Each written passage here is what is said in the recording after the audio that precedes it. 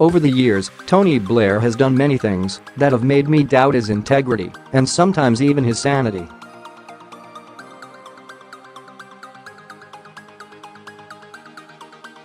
But he really has surpassed himself with his latest plea that Germany should do all it can to stop Brexit.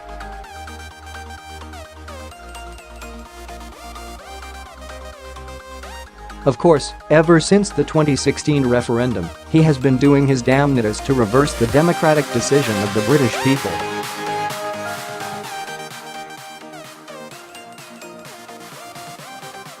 He recently falsely claimed on the BBC that Brexit is driving the EU nationals out of the NHS, whereas, in fact, their numbers have increased by 3,000 since June 2016.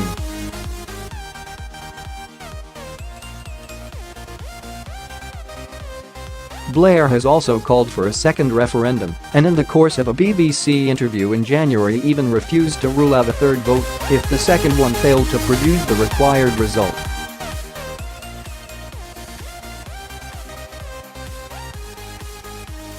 But his preposterous entreaty to Germany to do everything possible to reverse a mistake of historic proportions is astonishing even coming from his mouth.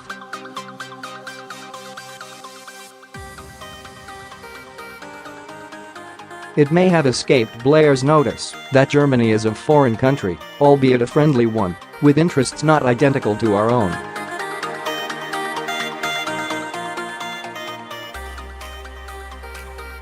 To ask another power to do all it can to undo a British democratic vote, well, that comes uncomfortably close to treachery.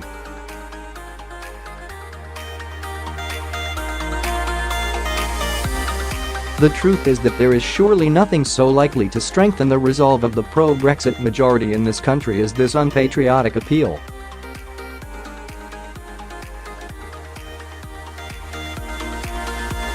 Germany may be an ally, but the British people can see perfectly well how ruthlessly it has pursued its own interests within the EU.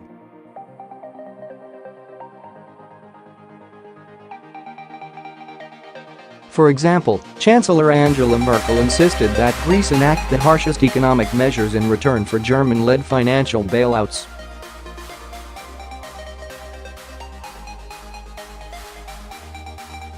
Much social misery has ensued in Greece.Many in Italy rightly blamed Germany for fixing the euro at a high rate that was bound to be injurious to the weaker Italian economy, and for then pursuing a policy of economic restraint after the Great Recession which has held back Italy and other southern European economies.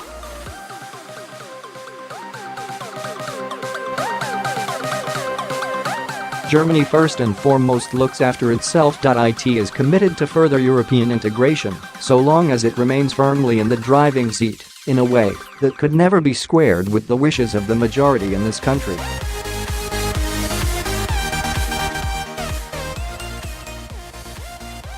Indeed, many were appalled by Merkel's calamitous decision to let 1 million migrants into her country unchecked.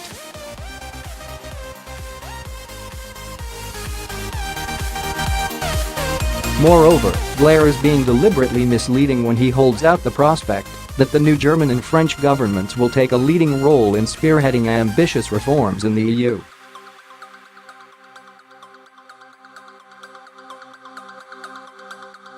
Whatever these reforms might be, and there is no sign they are in the offing, they would be incapable of satisfying the UK's desire for a looser union of nations in which we could take back control of our borders.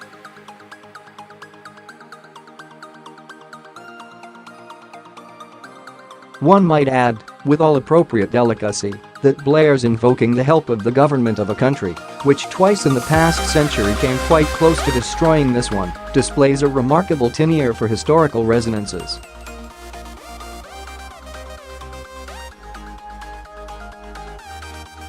The peculiar political essence of the man is to delude himself and deceive the British people at the same time.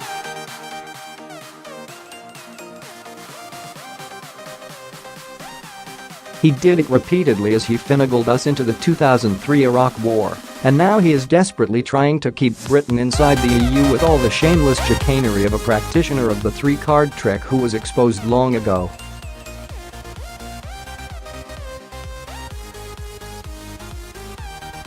How can he conceivably imagine we will buy a bogus prospectus once again? There was a time, back in 2002, when some of us wanted to trust his word, unaware that he had already secretly assured the bellicose President George W. Bush, "I'll be with you whatever."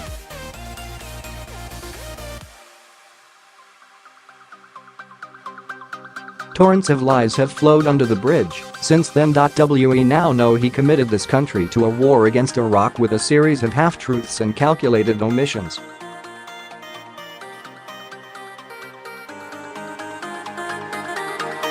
And we have learned from official reports that he did this without ensuring that our troops were properly equipped or making any proper plans for the future of the country he was about to help lay waste.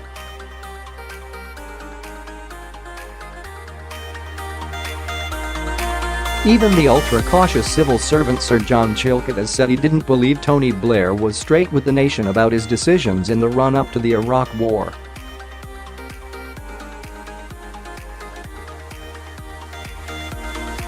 Let us imagine that by some miracle all Blair's evasions over Iraq could be blotted out from our collective memory.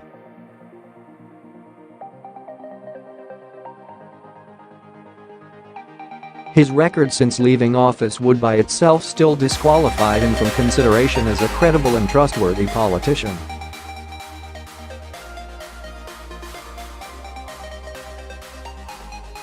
Our avaricious former Prime Minister has mounted a stunningly successful attempt to aggrandize himself. At the last count, the Blair family owned 38 homes worth an estimated £33 million by sometimes dubious methods.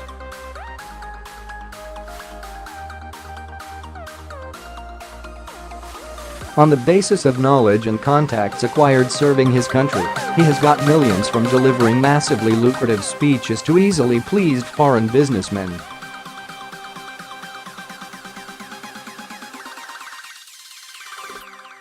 Even less creditably, he has made larger sums from consultancy work for some of the world's most unsavory leaders.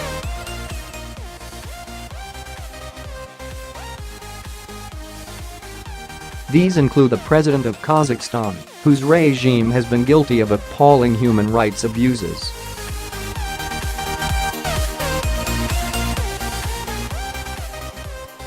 Last year, it was revealed that Blair's work as an official Middle East peace envoy from 2007 was partly funded in secrecy by the oil-rich United Arab Emirates, UAE, which helped finance his London office.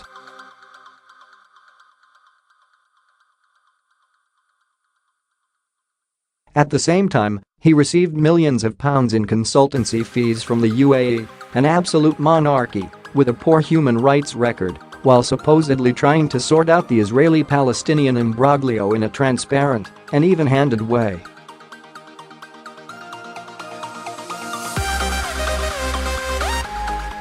The truth is that his often discreditable conduct since leaving office will only confirm in many minds that he is not to be trusted in his self-appointed role as a champion against Brexit.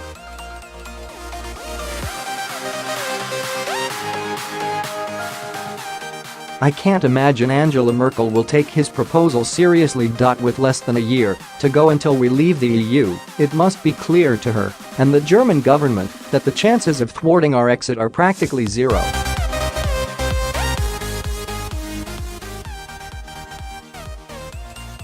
Germany's best interests do not lie in trying to bully the UK into staying in the EU, which would certainly not work, but in securing a trade deal that allows its goods maximum access to our markets, and vice versa.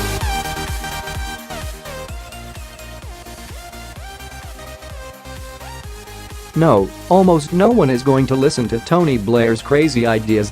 He long ago used up his political capital.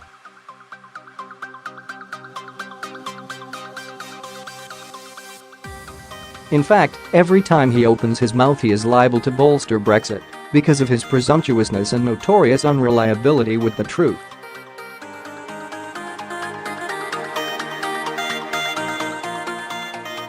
I suppose leavers should therefore pray for the redoubling of his efforts. I've no doubt that all but the most extreme Remainers will be appalled by his latest plea that Germany should use her might to attempt to make the British people change their minds.